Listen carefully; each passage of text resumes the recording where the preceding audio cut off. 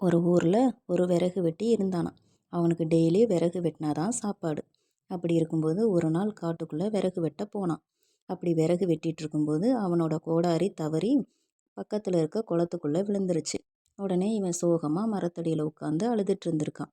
அப்போது அந்த குளத்துக்குள்ள இருந்து ஒரு தேவதை வந்து, ஏன் இப்படி சோகமாக அழுதுட்டு உட்காந்துருக்குறேன்னு கேட்டுச்சான். அதுக்கு, நான் டெய்லி விறகு வெட்டினாதான் சாப்பாடு. ஆனால் இந்த மாதிரி விறகு வெட்டிட்டு இருக்கும்போது என்னுடைய கோடாரி தவறு குளத்துக்குள்ளே விழுந்துருச்சு. என்ன செய்கிறதுன்னு தெரியல அப்படின்னு சொன்னானாம். உடனே தேவதை தண்ணிக்குள்ளே முங்கி ஒரு தங்க கோடாரி எடுத்துட்டு வந்து, இது உன் கோடாரியான்னு கேட்டுச்சான். இல்லை, இது என் கோடாரி இல்லைன்னு சொன்னானாம். திரும்ப தண்ணிக்குள்ளே முங்கி ஒரு வெள்ளி கோடாரி எடுத்துட்டு வந்து, இது உன் கோடாரியான்னு கேட்டுச்சான். இல்லை இல்லை, இது என் கோடாரி இல்லைன்னு சொன்னானாம். திரும்ப தண்ணிக்குள்ளே முங்கி ஒரு இரும்பு கோடாரி எடுத்துட்டு வந்து, இது உன் கோடாரியான்னு கேட்டுச்சான். ஆமாம், இதுதான் என் கோடாரி அப்படின்னு சொன்னானாம்.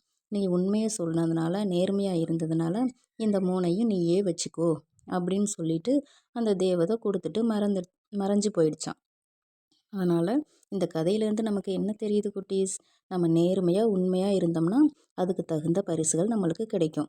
ஸோ அதனால் நீங்கள் இந்த கதையில் வர மாதிரி நேர்மையாக இருங்க. மேலும் இந்த மாதிரி கதைகள் உங்களுக்கு வேணும்னா என்னுடைய சேனலை சப்ஸ்கிரைப் பண்ணுங்கள்.